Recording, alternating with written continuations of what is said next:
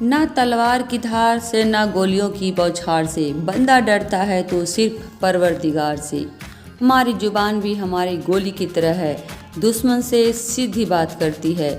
अपना तो वसूल है, पहले मुलाकात फिर बात, फिर अगर ज़रूरत पड़े तो लात।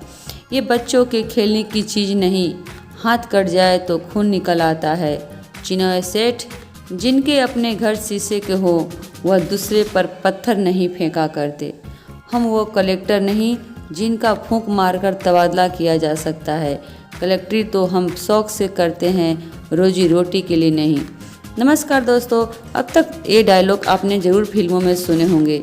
ये डायलॉग फिल्मी सितारे राजकुमार द्वारा बोले गए थे, जिनकी दमदार डायलॉग आज भी फिल्मों में नंबर 1 की पोजीशन देती है। तो दोस्तों, बने रहे पूरे वीडियो पर, ज़रूर देखें पूरा वीडियो, लाइक और सब्सक्राइब शेयर ज़रूर करें, चैनल को सब्सक्राइब करें, बेल आइकन घंटी प्रेस करें ताकि आगे आने वाली सभी वीडियो आप पर ज़रूर शेयर हो। चलिए जानते हैं आज राजकुमार जी की बायोग्राफी। चाल ढाल से शेरों जैसा रुआब, बोलने चालने और कपड़े पहनने के ढंग से आज से भी वे राजकुमार नजर आते थे। बॉलीवुड कलाकारों का बाजार है जिसमें अदाकारी ही अदाकारी बिकती है, मगर कुछ ऐसे अदाकार भी हैं जो दर्शकों के दिलो दिमाग पर छा जाते हैं। वे थे राजकुमार साहब। कहा जाता है कि अगर कोई डायलॉग पसंद नहीं आता तो वे स्वयं ही नया डायलॉग बना लेते थे और सभी को उसे स्वीकार करना पड़ता था। राजकुमार को इतने बेहतरीन अधिकारी के लिए जाना जाता है कि इनके डायलॉग और ठसक के लिए यह एक से एक किस्से मशहूर हैं। इनकी रसीली आवाज़ और डायलॉग डिलीवरी के कारण लोग आज इनकी फिल्मों की ख्वाहिशें जरूर करते हैं। इनकी शान शौकत की चर्चा सभी में मशहूर थे। वे हाजिर जवाबी थे, न किसी से डरते थे न ही किसी को नाराज़ होने की परवाह करते थे। वे हमेशा सामने वाले को सलीके से डांट देते थे और बेइज्जती भी कर देते थे, लेकिन सामने वाला उनका जवाब तक नहीं दे पाता था। सभी उनके नियमों के कायल थे। इनके साथ काम करने वाले सभी इनके नियम पर खरे उतरते थे, नहीं तो फिल्मों में काम करने से ही मना कर देते थे। कहा जाता है कि एक बार इन्होंने जंगबाज फिल्म में गोविंदा की शर्ट मांगकर उसका रुमाल बना लिया था। निर्देशक उनके गर्म मिजाज से डरते थे। तिरंगा फिल्म की जब शूटिंग हो रही थी तो कई अभिनेता ने इनसे काम करने के लिए मना कर दिया था, जिसमें रजनीकांत भी थे। लेकिन नाना पाटेकर को जब साइन किया गया तो उन्होंने भी नानुकुर कर दिया। लेकिन नाना पाटेकर सामने एक शर्त रखी गई कि स्टेज पर शूटिंग के दौरान राजकुमार साहब आपसे ज़्यादा नहीं बोलेंगे। तब जाकर नाना पाटेकर तिरंगा की शूटिंग के लिए तैयार हुए और इस फिल्म में उन्हें कहा गया कि आप इस में कुछ नहीं बोलिएगा। हंसी हंसी में एक बार राजकुमार साहब ने कह दिया कि ठीक है, मैं अभी नाना पाटेकर के खिलाफ में कुछ नहीं बोलूँगा। राजकुमार अपने मिजाज से काफ़ी ख्याति प्राप्त थे, अपने दोस्तों को भी लिहाज नहीं करते थे। हंसी हंसी में एक बार राजकुमार साहब ने रामानंद सागर की भी बेइज्जती कर दी थी। हुआ यूँ कि रामानंद सागर एक फिल्म आंखें की स्क्रिप्ट लेकर राजकुमार के पास गए। राजकुमार ने स्क्रिप्ट पढ़ी और अपने कुत्ते को बुलाया और पूछा कि क्या तुम्हें ये कहानी पसंद है। कुत्ते ने अपनी गर्दन हिला दी। तब राजकुमार जी ने कहा कि देखो रामानंद सागर, मेरा कुत्ता भी इस स्क्रिप्ट पर नहीं काम करना चाहता तो मैं कहाँ से काम करूँगा। तब से लेकर रामानंद सागर ने उन्हें फिल्में देने से मना कर दिया और कभी वे उनके पास किसी स्क्रिप्ट को लेकर नहीं जाते थे। और आंखें फिल्म के लिए फिर उन्होंने धर्मेंद्र का चुनाव किया, जो काफ़ी हिट फिल्म रही थी। थोड़ी सी जानकारी अब उनकी शुरुआती दिनों को भी जान लेते हैं कि राजकुमार कैसे उनका जन्म हुआ और वे किस शख्सियत कैसी फिल्मों में उनकी एंट्री हुई थी। इनका जन्म 8 अक्टूबर 1926 को बलूचिस्तान पाकिस्तान में हुआ था, जो अब पाकिस्तान का भाग है। ये पंडित परिवार से थे और इनका नाम कुलभूषण पंडित था। प्यार से लोग इन्हें फिल्मों में जॉनी भी कहा करते थे। इनकी शादी एक फ़्लाइट अटेंडेंट से हुई थी जिनका नाम था जेनिफर, और बाद में जेनिफर ने अपना नाम बदलकर गायत्री रख लिया था। गायत्री से 2 बेटे और 1 बेटी हुई थी।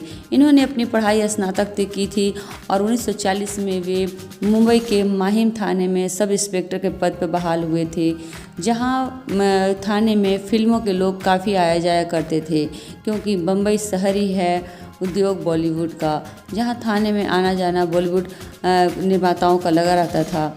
लेकिन ये पहले से राजकुमार जी फिल्म न देखते थे और न फिल्म का शौक़ रखते थे। लेकिन एक दिन एक सिपाही ने उनसे कह दिया कि सर, आपकी आवाज़ इतनी दमदार है कि आप फिल्मों में भी काम करें तो बेहतर होगा। तब से उन्हें कुछ कुछ फिल्मों में काम करने का शौक़ जाग गया। एक बार उनके थाने में बलदेव नामक निर्माता आए और उन्होंने इनकी पर्सनालिटी देखकर कह दिया कि तुम मेरी फिल्म में काम कर सकते हो। और उस सब राजकुमार ने इस्तीफा दिया और रुख फिल्मों की तरफ रुख कर लिया, और तब से वे फिल्मों में काम करने लगे।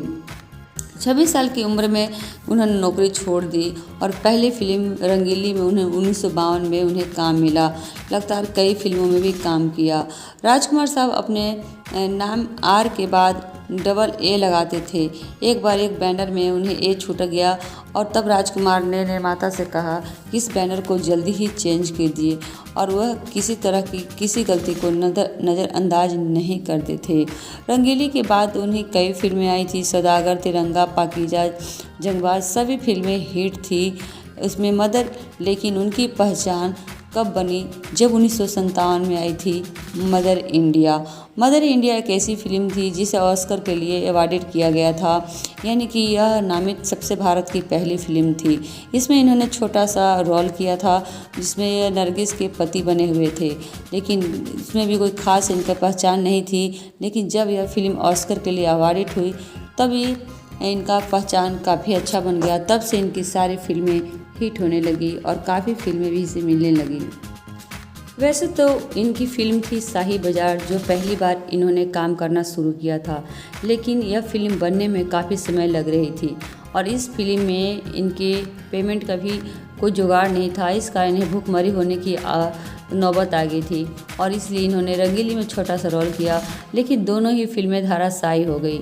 वक्त के गुजरते समय राजकुमार इसमें फेमस नहीं हुए, इनकी पहचान भी कोई खासी नहीं बन पाई थी। लेकिन राजकुमार जी कहते थे कि जब मैं फिल्म इंडस्ट्री में आ चुका हूँ तो मेरी कीमत बढ़नी ही है, घटनी नहीं है। बस क्या था, इन्होंने फिल्म की ओर रुख करते करते अपने आप को संवारना चाहा, अपने आप को फिल्म में तराशने की कोशिश की। राजकुमार ने रंगीली के बाद अनमोल, सहारा, अवसर, घमंड, नीलमणि और कृष्ण सुदामा कई फिल्मों में अभिनय किया, लेकिन वे भी सुपरहिट नहीं रह सकी। फिर 1957 में वही ऑस्कर फिल्म नामित मदर इंडिया आई और इन्होंने जो रोल किया उनसे उनकी पहचान बनी।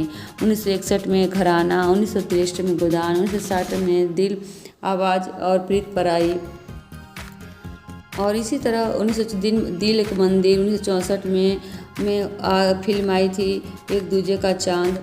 सभी हिट फिल्में लगातार आती रही। 1965 में काजल फिल्म में काफ़ी इन्हें कामयाबी मिली और इनकी अच्छी पहचान भी मिली। फिल्मों में उनके बोले गए डायलॉग ही उनकी फिल्मों को जान हुआ करती थी। राजकुमार कभी भी कोई खास इमेज में नहीं रहते थे। उन्होंने सभी फिल्मों में अलग अलग रोल किए थे। अपने व्यक्तित्व के हर फिल्मों में अलग अलग उन्होंने पहचान बनाई थी। लोगों को वे चौंका देते थे। एक फिल्म में कुछ और तो दूसरे फिल्म में कुछ और रोल कर लोगों के बीच वे काफ़ी फेमस होने लगे थे। नीलकमल, मेरे हुजूर, पाकीजा, हीर रांझा सभी फिल्में एक से बढ़कर एक थी। सभी की एक्टिंग अलग अलग देखने को मिलती थी। उनकी आदर्श चरित्रवान फिल्म धर्मकांटा, सरारा, जंगबाज, सूर्या, एक नई पहेली, पुलिस पब्लिक जैसी कई फिल्में सुपरहिट आईं, जिसमें इन्होंने अच्छी सी शालीनता का रोल किया था और दमदार अभिनय और कई डायलॉग ऐसे बोले थे जो इनके लिए फेमस करती चली गई। उम्र के तकाज पर जब ये बड़े हुए तो इन्होंने फिल्मों में हीरो से ज़्यादा पिता का भी रोल करने लगे।